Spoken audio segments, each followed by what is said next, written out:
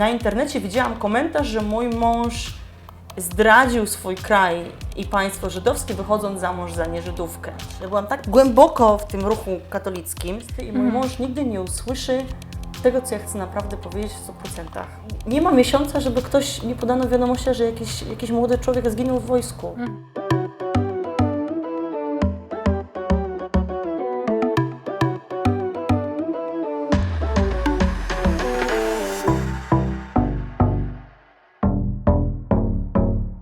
Cześć, to Agata z kanału Izraelia. Witam Was serdecznie w nowym odcinku. Dzisiaj jest ze mną Karolina z bloga Israel Friendly, jak sami widzicie. Cieszę się bardzo, Karolina, że jesteś. I nie wiem, czy sobie zdajesz sprawę, ale moi widzowie Cię znają, pamiętają i bardzo doceniają i od dawna proszą o wspólny materiał, więc dzisiaj trochę spełniamy ich życzenie. No i nie wiem, czy Wy sobie zdajecie sprawę, ale my z Karoliną, pomimo że mieszkamy obie w Izraelu od kilku lat, Karolina dłużej ode mnie, i nie dzieli nas jakaś specjalnie długa odległość, to nigdy wcześniej nie widziałyśmy się na żywo, więc jesteście świadkami naszego pierwszego spotkania. Ale może nie ma tego złego i przez to, że się nie poznałyśmy, to będę Ciebie tylko bardziej ciekawa. Powiedz, jak się znalazłaś w Izraelu i co Cię tutaj zatrzymało? To jest pytanie, które zawsze mnie w jakimś sensie irytuje, dlatego że jestem w Izraelu i zostałam w Izraelu ze względu na związek, na miłość. Natomiast moja przygoda z Izraelem zaczęła się od tego, że spotkałam Izraelczyków w Warszawie i to był taki punkt w ogóle rozpoczęcia nowej drogi dla mnie, gdzie zaczęłam czytać o Izraelu, oglądać filmy na temat Izraela. I tak pewnie jak większość z Państwa, którzy się interesujecie Izraelem, oglądając czy kanał Agaty, czy mój, czy też kilka innych, które są, Was to interesuje, więc mnie to wtedy też tak zainteresowało, zaintrygowało i pochłonęło do reszty i chłonie wręcz do dzisiaj. Ja nigdy nie miałam takiego tematu w moim życiu, który by mnie tak długo interesował. A Izrael jest taką studnią bez dna, jeżeli chodzi o informacje i też potrzebę zrozumienia, w jak skomplikowanym kraju żyjemy. Czyli nie masz korzeni żydowskich, ani nie jesteś w jakiś tam sposób połączona z judaizmem religijnie, tylko po prostu fascynował Cię Izrael jako kraj. Fascynował mnie Izrael jako kraj, ale również w tym czasie takiego przygotowania do mojego projektu w Izraelu chodziłam do synagogi reformowanej w Warszawie na Wiertniczej. Na Wiertniczej też jest TVN, w którym pracowałam, więc zaraz po pracy w piątek chodziłam na szabaty i to było też bardzo fajne przygotowanie, żeby poznać ludzi, którzy są związani z tą religią, z tą kulturą. I to poczucie przynależności do jakiegoś wycinka Izraela bardzo wtedy mi odpowiadało i potrzebowałam tego. I tam też nawiązałam kilka takich dobrych kontaktów, które mi pomogły się tutaj lepiej odnaleźć w Izraelu. A czy z tego względu, że nie jesteś Żydówką, miałaś jakiekolwiek przykrości? Czy spotkały Cię jakieś problemy? To pewnie Cię spotkały chociażby biurokracja. Zakładam się, że nie było łatwo. Też możesz od razu opowiedzieć, jak to u Ciebie wyglądało z obywatelstwem. Ale czy spotkały Cię jakieś przykrości ze strony Izraelczyków z tego powodu, że nie jesteś Żydówką, albo z tego powodu, że jesteś Polką? Ojej, to dwie zupełnie chyba różne sprawy. Z jednej strony, ponieważ nie jestem Żydówką, to czasami różne osoby pozwalają sobie na pewne komentarze. I teraz w moim przypadku najczęściej 99% przypadków to były komentarze spowodowane jakąś ciekawością, brakiem zrozumienia, specyfiki, nie wiem, tego, że jak ktoś jest katolikiem dorosłym, to dlaczego miałby od razu się konwertować. Wielu ludzi zastanawiało się, co robi nieżydówka w ogóle w Izraelu. To znaczy, co Cię tutaj interesuje w ogóle? Dlaczego tak bardzo chcesz tutaj żyć, czy mieszkać? W ogóle w takim durnym, dziwnym kraju, bo Izraelczycy też pomimo, że bardzo kochają swój kraj, mają poczucie, że tutaj jest Beit Meshugaim, to jest dom wariatów. Dokładnie. I jest trudno, jest drogo i ciężko, więc jakby dla nich to pytanie było bardzo istotne. Co Ty tutaj szukasz, skoro nie jesteś Żydówką? Rozumiem, miałabyś korzenie, to by było, wiesz, zupełnie inna historia. Więc te ciekawskie pytania, one są, wiesz, różne, natomiast mówię o tym dlatego, że bardzo ludzie często zadają mi to pytanie, czy nie spotkało mnie nic przykrego. Więc generalnie te doświadczenia są bardzo dobre. Jest dużo ciekawości, jest dużo też mojej asertywności. Jakby ja nigdy nie pozwalam na to, żeby ktoś mnie obrażał, ale zdarzyło mi się w sieci, też gadałyśmy o agresji w sieci, zdarzyło mi się w sieci, że po publikacji takiego artykułu w jednej z gazet izraelskich, Israel Hayom, na internecie widziałam komentarz, że mój mąż zdradził swój kraj i państwo żydowskie, wychodząc za mąż za nieżydówkę. i że on jakby pluje, wiesz, do własnego gniazda i coś, to było bardzo obraźliwe. On tego nie mówił też do mnie, on to powiedział w eter, komentując ten artykuł, ale to do mnie dotarło i to było bardzo nieprzyjemne, ale to była jedyna sytuacja na te 7 lat, w których ja się tutaj znajduję. Także chyba nie jest tak źle. Okej, a z tego względu, że jesteś Polką, usłyszałaś kiedykolwiek jakiś nieprzyjemny komentarz? Widzisz, ja to bardzo oddzielam. Jeżeli ktoś mówi o tym, że w Polsce miał rodzinę, która zginęła w czasie Holokaustu, albo że miał rodzinę czy dalszych znajomych, którzy zginęli dlatego, że ktoś ich wydał, mam na myśli Polaków, to jakby ja tego nie biorę osobiście. Ja to biorę jako indywidualną historię, która jest dla kogoś trudna. Być może to jest legenda rodzinna, ja nie wiem. Ale ja nie jestem, wiesz, kimś, kto może to ocenić i powiedzieć, słuchaj, ale przecież byli też ci, co uratowali. Bo ja w ogóle nie lubię tej dyskusji, wiesz, że my się przerzucamy argumentami. Ci wydawali, a więcej ratowało, albo że u nas była kara śmierci za to, że się pomagało Żydom, więc to zupełnie co innego niż w innych krajach. I dochodzisz do sytuacji, w której przerzucasz się tymi argumentami, wiesz, jeden uratował, drugi wydał, a tak naprawdę trzeba się pochylić nad każdą sytuacją i powiedzieć, to jest strasznie smutne, albo brawa dla tych, którzy uratowali. Ja nie odbieram tego jako coś negatywnego, a wiem, że Polacy, którzy komentują na internecie, właśnie w ten sposób to odbierają atak jako atak, wspomnienie, że byli w Polsce ludzie, którzy wydawali Żydów. Nie wiem, jaka jest Twoja opinia w tym temacie, ale ja jakby nie mam takich ataków na mnie, więc ja ich nie odbieram jako, wiesz, jako coś negatywnego. Ja zawsze mam odpowiedzialność wobec tego, co mówię do mediów. I teraz, zanim powiem Ci o jednej sytuacji, którą pamiętam do dzisiaj, wspominam ją jako, wiesz, żart sytuacyjny, to chcę powiedzieć, że to się praktycznie nie zdarza, ale ja się bardzo dobrze czuję w Izraelu i czuję się szanowana. Ale zdarzyło mi się i to opowiadam bardziej jako anegdotę. Lecieliśmy z Polski z moim mężem, on wtedy pracował w El Alu jako dajal, jako steward i lecieliśmy z Warszawy do Izraela i jego kolega z zespołu, dowiedziawszy się, że ja jestem z Polski, jestem żoną tego jego kolegi z zespołu, mówi, nie wiem, o co mu chodziło i jaki miał w tym, wiesz, cel, ale powiedział, rzucił, to może byś chciał umyć okna w samolocie. Więc oczywiście jest to obraźliwe, oczywiście jest to, brak słów, tak? Ale, no i zdarzyło mi się. Ale to jakby, mam wrażenie, nie jest do Polski, to jest w ogóle blok tak zwany słowiański, wschodni w Europie, który się tak postrzega nie tylko w Izraelu, ale również na świecie. I my również w Polsce postrzegamy w ten sposób osoby z Ukrainy, tak, które pracują. Więc jakby ja tego nie wrzucam do worka, że potraktowali mnie jako Polkę źle, ale po prostu jakiś jeden przygłup wrzucił coś, co było zupełnie nie na miejscu. Ja się do dzisiaj z tego śmieję, jak ktoś może być tak ograniczony. Ale to nie jest na temat moich, wiesz, doświadczeń z Izraelczykami, bo one są naprawdę co do zasady bardzo przyjemne. Nie zdecydowałaś się na konwersję na judaizm, nawet ze względu na związek ze swoim mężem. Czy kiedykolwiek on albo jego rodzina starali się przekonać Ciebie do tej konwersji? Nie ukrywam, że był taki moment w moim życiu, gdzie o tym myślałam. Bo na fali fascynacji Izraelem, tych synagog, do których chodziłam, tak, tej wspólnoty, to rzeczywiście człowiek gdzieś tam zadaje sobie pytanie, czy nie chciałby mieć nowej tożsamości, czy na przykład to mu nie odpowiada bardziej. Ja bardzo lubiłam koncepcję szabatów, wyłączenia telefonu, wiesz, ciszy. Widziałam bardzo judaizm jako trochę taki przelukrowany na początku, tak bym powiedziała, przez te właśnie szabaty, wiesz, na wiertniczej. Więc to mi się pojawiło w głowie i jak randkowałam i spotykałam się z moim przyszłym mężem, to gdzieś mówiłam, że to jest gdzieś, wiesz, opcja, że nie wykluczam takiej możliwości. Ale szybko mi to przeszło, bo doszłam do wniosku i też zrozumiałam, że ten proces konwersji, będąc w Izraelu, My tylko zwracamy uwagę, czy nam mikrofon nie przesunie kamery, ale jest okej. Bo zrobienie konwersji w Izraelu, przynajmniej do tej pory, było czymś zupełnie innym niż zrobienie konwersji za granicą i zrobienie alii. Tak. To są dwa różne procesy, jeżeli chodzi o ich jakby trudność w realizacji. W Izraelu jest trudniej po prostu zrobić konwersję, chociażby ze względu na język.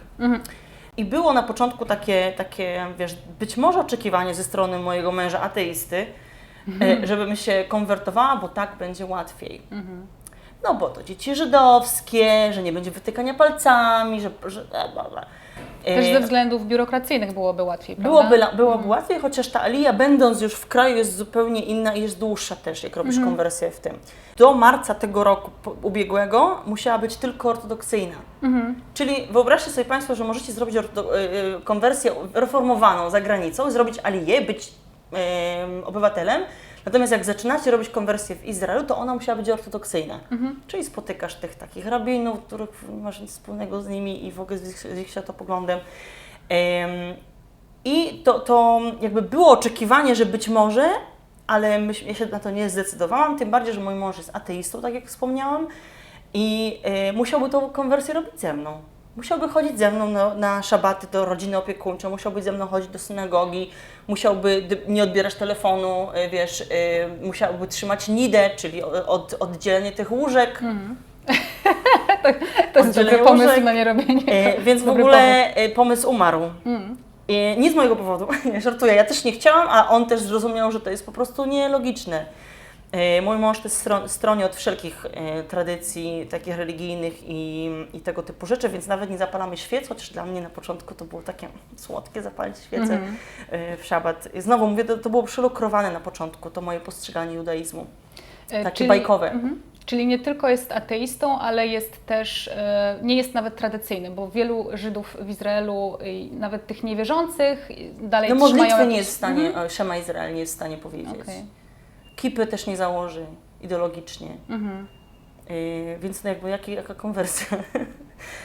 Ale jeżeli mówisz o rodzinę, no bo tutaj też warto stwierdzić, że rodziny, nawet jeżeli ten nasz mężczyzna czy ta nasza kobieta jest bardziej postępowa i na przykład religia dla nich nie jest istotna, bardzo często jest istotna dla rodziców. I znam bardzo dużo par, których kobieta się konwertuje, dlatego że ten nacisk ze strony rodziców jest dość znaczący. Więc częstsza jest sytuacja, że kobieta się konwertuje, niż że się nie konwertuje. To prawda. W Izraelu. Wielu rodziców ma nawet nie tyle co problem z tym, że partnerka syna nie jest Żydówką, co raczej z tym, że dzieci nie będą Żydami. To też warto wspomnieć, że to jest taki częsty problem, że ta obawa rośnie, kiedy mają pojawić się dzieci i jak to te dzieci nie będą Żydami, no bo jednak Izrael jest krajem żydowskim, więc czy będzie ze strony innych dzieci wytykanie palcami, co będzie z tym, że zostanie jakby przerwana ta linia i to pochodzenie żydowskie się urwie. I tutaj właśnie, mimo że mój mąż tej konwersji ze mną nie zrobił, to zdarzało nam się, jak się nasz syn urodził, to jeszcze jest taka procedura, że można mamę szybko konwertować, jest coś takiego. Szybko konwertować mamę, żeby dziecko dostało ten status Żyda. I gdzieś mój szachak, mimo że cały czas mówię, że jest ateistą i jest przeciwny religiom, to gdzieś tam mówię, to może zrobisz, no będzie łatwiej. Także to jest też ta walka chyba tego przekonania, że jest łatwiej, takiego pragmatyzmu, a tego, że nie wierzy w ogóle w te wszystkie religie, więc gdzieś tam ten taki konformizm z niego też wyszedł. Że, Dokładnie. Ale ja się postawiłam i on też jakby nigdy tematu nie ciągnął, to nie był nigdy żaden warunek. A wiem, że w wielu parach to bywa warunek. I teraz chyba też warto powiedzieć, że rodzice mojego męża są bardzo otwarci, fantastycznie do mnie podeszli. Mój mąż też często wyjeżdżał do pracy na 5 dni na tydzień do Stanów Zjednoczonych na tak zwany stay. Jak latał z Elalem, no to dzwonili do mnie codziennie, wiesz, czy ja czegoś nie potrzebuję, czy wszystko jest okej. Także no, mogę życzyć każdemu takich teściów. A powiedz, bo 4 lata temu, tak, 4 czy 5 zostałaś mamą po raz pierwszy. Teraz już macie 2 maluchów. Jak to jest z komunikacją w takiej rodzinie wielokulturowej, wielojęzycznej? Bo ja pomimo, że nie mam dzieci, bardzo mnie ten temat interesuje i zawsze jak czytam na ten temat, to pojawia się taki bardzo rekomendowany model wychowawczy, że co rodzic to język, czyli każdy rodzic mówi do dzieci w swoim ojczystym języku. I z jednej strony oczywiście no, benefity takiego modelu wychowawczego są na pewno takie, że te dzieci od małego przyswajają kilka języków, trenują mózg i tak dalej, i tak dalej. Wydaje mi się też to taką korzyścią dla rodziców, że mogą używać swojego ojczystego języka i go nie zapominają na emigracji i tak dalej. Ale w praktyce wydaje mi się to jakieś strasznie trudne do wykonania, więc jak Wy sobie z tym poradziliście? Ja mogę powiedzieć tylko mea culpa. Bo już minęło rzeczywiście ponad 4 lata i ja przespałam ten moment, w którym się wprowadza język, wiesz, pojedyncze słowa, które następnie się buduje z nich zdania. Ja to przespałam i teraz z miesiąca na miesiąc, z roku na rok jest po prostu coraz trudniej. I nawet jak ja próbuję rozmawiać z moim synem, wiesz, razem z czekoladkami, wiesz, no, próbuję zmotywować go słodyczami, to on po prostu, nie rozumiejąc, co ja do niego mówię, jak ja to mówię, he's living the chat. Po prostu on nie mówi, mamo, nie rozumiem, tylko traci zainteresowanie i idzie za czymś innym. To jest dla niego jakby, no, tak nieinteresujące. Więc wiesz, moja wina, tak? Nie ma dnia, żebym nie słyszała, że ktoś mi mówi, że ale to musisz koniecznie wprowadzić język, to po prostu, no musi być. Z jednej strony jakby ja rozumiem, że to fajnie z boku tak powiedzieć, że dziecko powinno być dwujęzyczne, ja się totalnie z tym zgadzam, że powinno być, ale mnie po prostu było bardzo trudno, dlatego że ja uwielbiam język hebrajski. I ja też bardzo szybko zaczęłam mówić w języku hebrajskim, nawet z błędami, wiesz, ale chodziło o komunikację. My w domu z mężem rozmawiamy bez przerwy po hebrajsku. Więc to przeniesienie się na język polski już dla mnie jest switchem, który wymaga pracy, a nie w drugą stronę. Wiesz, nie przekładam się na hebrajski, tylko ja się muszę dopiero spiąć w sobie i zmienić to miejsce w mózgu. Wiesz, że każdy język w mózgu ma inne miejsce. Tak. Więc to jest naprawdę podróż z jednego miejsca do drugiego. To jest ciekawe, czyli to nie było, bardziej naturalne było dla Ciebie mówienie do dzieci, kiedy się urodziły, po hebrajsku niż po polsku? Tak. Moje koleżanki Polki, które tutaj wychowują dzieci, jeden przykład jest taki, że jedna z nich się w ogóle nie zaczęła uczyć hebrajskiego, mówili zawsze po angielsku, więc jej jest naturalnie uczyć dziecko po polsku. Dzieci są dwujęzyczne, w ogóle szapoba, super. Druga dziewczyna jest z kolei bardzo taką mamą, wiesz, zdyscyplinowaną, wiesz, bardzo taką skupioną na byciu mamą, czego ja o sobie powiedzieć nie mogę. I ona rzeczywiście, wiesz, do dziecka po polsku, a tutaj po hebrajsku, jeszcze w pracy po angielsku, super. Mnie nie wyszło. Ale to są problemy. To nie jest tak, że to się w każdej rodzinie dzieje. I znam bardzo wiele matek, które mówią, weźmy się, spotkajmy, żeby te dzieci miały w ogóle opcję rozmawiać po polsku, bo jak one są przez cały dzień w żłobku, gdzie mówią po hebrajsku, to dzieci robią kontrę. Dla nich to jest mało motywujące mówić w języku, który jeszcze jest szcząco trudny. Bo zastanawiam się, jeżeli stosuje się tę metodę, co rodzic to język, to jak to wygląda, kiedy cała rodzina jest razem? Bo przecież to bez sensu, żeby każdy rodzic mówił do dziecka. I to jest właśnie sedno problemu. Dobrze, że to poruszyłaś, bo to jest sedno problemu. Dlaczego ja nie mówiłam do moich dzieci po polsku? Bo Twój mąż by nie zrozumiał, Bo tak? fajnie jest zrobić coś razem, bo fajnie jest wychowywać dzieci razem. I jak ja mówiłam po polsku, to czuliśmy się, czy ja się czułam odcięta, wiesz, od jakiegoś takiego miru domowego, od jakiegoś takiej dynamiki, która się dzieje w domu. Tak. I to jest duży też problem. Po prostu jak ja mówię do dziecka po polsku, to tak jakby mojego męża tutaj nie było. Powiedz, bo znasz jakby oba te kraje, i Polskę, i Izrael. Co prawda nie byłaś mamą w Polsce, więc może nie masz takiego dokładnego porównania, ale znowu znasz te dwa kraje. Więc czy są jakieś aspekty, z których cieszysz się, że Twoje dzieci nie wychowują się w Polsce, a wychowują się w Izraelu? I odwrotnie, czy jest coś, co myślisz, że mogłoby być lepsze dla Twoich dzieci w Polsce? Chyba to jest ważne, że nie wychowuję dzieci w Polsce, więc trudno mi naprawdę porównać.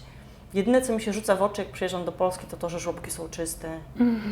Wiesz, w Izraelu żłobek to jeszcze tego nie ale widuję i zawsze jestem w szoku. Na żłobek. Jak przechodzę zawsze obok żłobków, to jest jestem w szoku. najczęściej jakiś taki barak przykryty plandeką. Tak. Po prostu, gdzie jak jest, wiesz, deszcz, to wszystko kapie, przecieka tym dzieciom na głowę. To jest izraelski żłobek. Chociażby, nie? To jest jakby... Okej, czyli standard budynków. Byliśmy kiedyś właśnie w Krakowie i tam w centrum handlowym było takie miejsce dla dzieci, że się tam płaci tam 1,5 złotego w ogóle. Może wsadźmy go tam na tydzień. Za godzinę 1,5 złotego. What? To było takie miejsce wydzielone dla dzieci, żeby rodzice mogli w spokoju zrobić zakupy. I Szachak mówi, Jezus, jaki tu jest porządek, jak tu jest czysto. Mówi, takie zrobimy w domu. Boże, jak jest... Też uderzyło go to, jaki jest standard, wiesz, w Polsce, a jaki jest tutaj. No jednak to jest Europa, a Bliski Wschód. Więc chociażby to, tak? To chyba bardziej przeszkadza rodzicom niż tym dzieciom, no bo oni tam wszystko jedno. Mówi się, chociaż ja nie do końca jeszcze jestem w stanie to porównać, że dzieci izraelskie są wychowywane bardziej bezstresowo, tak? Właśnie miałam Cię o to zapytać, do którego modelu wychowawczego Ci bliżej, polskiego czy izraelskiego? Wiesz co, ja chyba w ogóle jestem taką matką zoremet, czyli taką idącą z flow, taką, wiesz, ja nie czytam mnóstwa książek na wychowania.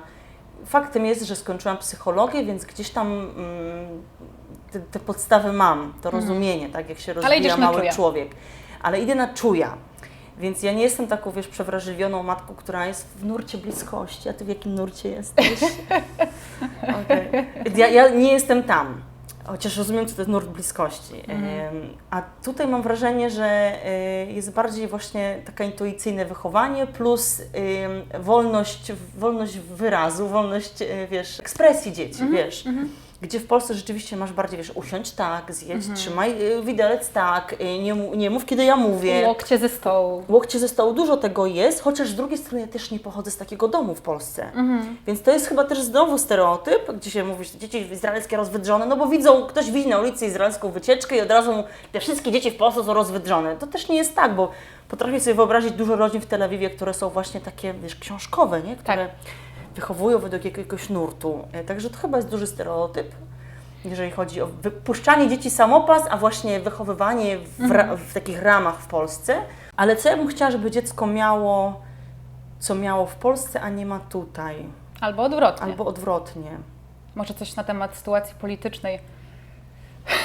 Nie wiem, czy Cię o to pytać, ale myślę sobie, że to jest coś, co jak ja myślę o sobie w przyszłości jako o matce, to właśnie są takie rzeczy, które wolałabym jednak być w Polsce, ale jest też dużo rzeczy, że patrzę sobie na dzisiejszego ministra edukacji i cieszę się, że moje dzieci nie będą chodzić do polskiej szkoły. Widzisz, to ja chyba tak daleko chyba nie sięgam jeszcze, bo musiałabym sięgnąć wtedy do wojska. Są takie dwie grupy Izraelczyków. Jedni, mimo że urodzili się w Izraelu i jakby ta sytuacja polityczna nie jest dla nich niczym nowym, no to stresuje ich ta myśl o ich dzieciach w wojsku.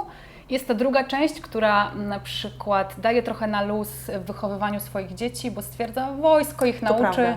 To prawda. Składanie skarpetek i ścielenie łóżka, zobaczysz w wojsku. Wojsko wszystko nadrobi. Mój mąż na przykład w ogóle niedużo mówił o tym czasie, kiedy był w wojsku i nie miał takich sytuacji, wiesz, podbramkowych, trudnych, więc jego wspomnienie też jest takie dość neutralne. A jak ma, no wiesz, nie ma miesiąca, żeby ktoś nie podano wiadomości, że jakiś młody człowiek zginął w wojsku. W wojsku czy na linii. Trzeba powiedzieć, że wojsko w Izraelu to nie są ćwiczenia. To jest bycie na wojnie, na 18-letnie dzieci. Tak. Ciężko mi o tym myśleć, wiesz, bo można kochać Izrael, można naprawdę, no bo jakie mamy wyjście, nie? Jest jak jest. Ja wiedziałam, jak przyjeżdżałam do Izraela, to wiedziałam jak jest. Wiedziałam jak jest, ale człowiek też jakoś tak sobie myśli życzeniowo, nie? Że może się to skończy, albo wiesz, zawsze to czytasz, to widzę, że masz Izrael oswojony, wiesz, każda matka czyta, każda matka uważa, że jej dziecko jak będzie duże, to już nie będzie trzeba. Tak, że już nie będzie tej służby. Wojska. A jakie są według Ciebie największe trudności w wychowywaniu dzieci, po pierwsze za granicą, zwłaszcza w Izraelu, i w związku wielokulturowym? Bardzo ważna rzecz, która jakby gdzieś tam mi zawsze się wyświetla w głowie, że ja będę znała język hebrajski być może z każdym rokiem coraz lepiej, ale to nigdy nie będzie mój język ojczysty i mój mąż nigdy nie usłyszy tego, co ja chcę naprawdę powiedzieć w 100%. I ja przywiązuję dużą wagę do słów. Wydaje mi się, że wiesz, potrafię różne rzeczy wytłumaczyć, wyjaśnić w moim Zwłaszcza, języku. że jesteś dziennikarką, więc to słowo jest... Jest dla mnie istotne, tak. wiesz, pewna precyzyjność, a w hebrajskim mam to do wyboru, co mam w głowie, wiesz, co się nauczyłam. I bardzo przeszkadza mi to, że mój mąż mnie nie pozna taką, jaką byłabym w Polsce, mówiąc po polsku. On nie zna mnie jako Polki, to mi przeszkadza. Moje dzieci pewnie też mnie nie poznają jako tą Polkę, więc to taki bardziej temat filozoficzny pewnie. Wiesz co, różnice w związku, one są. Wydaje mi się, że Izraelczycy, można wyłonić pewne cechy, które są gdzieś tam wspólne.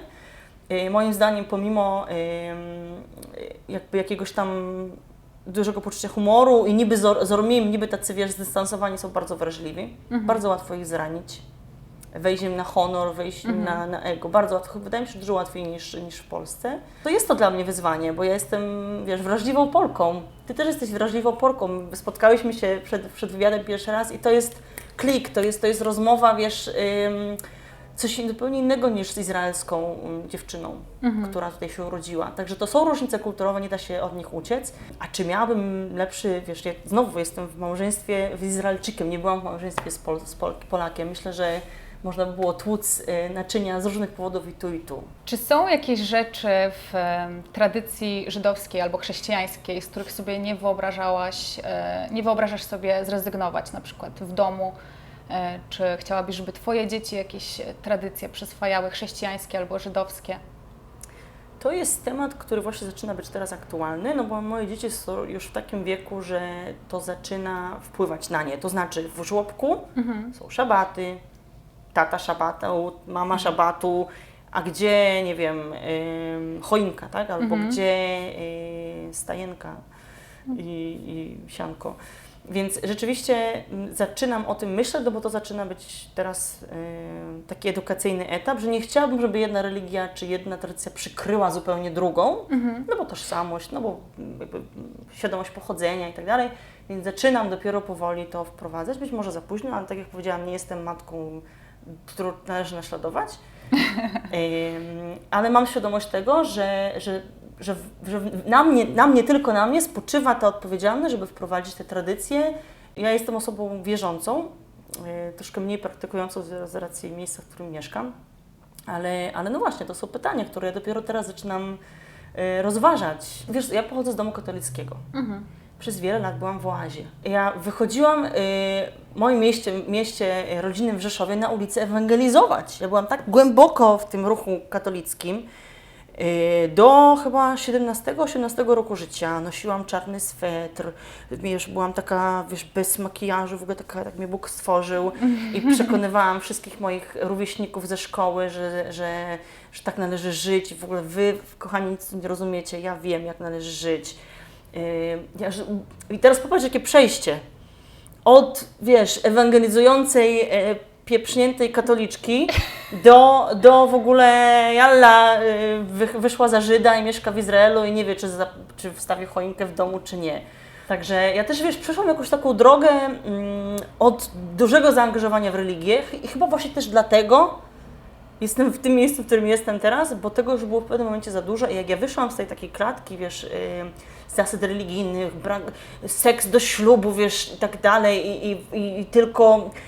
Ja byłam w takim czasie w życiu, że chodziłam do kościoła codziennie na mszę. Wszystko się zmieniło. Wszystko się Był zmieniło. jakiś taki zapalnik? Nie.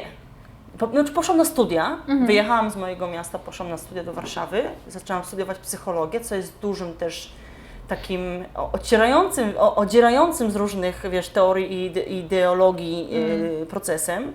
Zaczynasz szperać, wiesz, w przyczynach, w zjawiskach, dlaczego człowiek zachowuje się tak, a nie inaczej. Więc psychologia na pewno duży miała na to wpływ. Żyjesz tak zwanym, wiesz, surowym życiem, zaczynasz rozumieć, że te wszystkie ideologie, że te wszystkie matkonim, czyli przepisy na życie, które słyszałaś na oazie, one niekoniecznie mają zastosowanie w życiu takim codziennym. Więc ja znowu opisuję siebie jako osobę religijną w tym sensie, że wierzę w Boga, ale ja nie uważam, że to jest, wiesz, ten Bóg w taki sposób w Kościele ma być, wiesz, czczony, nie? Ktoś może tego słuchać i powie, ja wierzę w tego Boga i ja chodzę do Kościoła, bo dla mnie to jest żywy Bóg, bo dla mnie to jest, wiesz, komunia i tak dalej. Także, wiesz, nie dyskutuję z tym po prostu. Tak, wiara jest bardzo indywidualną rzeczą, nie? Myślę, że Znowu, dla każdego czymś innym. Mój mąż jest niewierzący, ja dalej się określam jako osoba wierząca. Tylko widzisz, to jest też temat. Mieszkasz sobie w kraju katolickim w Polsce. Kościółek, tak, niedzielny obiad i tak dalej. Wjeżdżasz do Izraela, zaczynasz słuchać o judaizmie, o tym, że jest inna religia, o tym, że ludzie żyją w zupełnie inny sposób i myślisz sobie, dlaczego oni mieli być gorsi? Dlaczego ja uważam, że to trzeba jakoś wartościowe? Wtedy, kiedy zaczniesz żyć pomiędzy innymi ludźmi i zrozumiesz, że oni mają tą samą wartość, co ty. I to jest mind-blowing i to bardzo wielu ludzi, którzy nie mają takiej możliwości wyjścia poza swoje grono, no nie dostrzegają tego i uważają, że Bóg, Kościółek i wiesz, matka mnie zabije.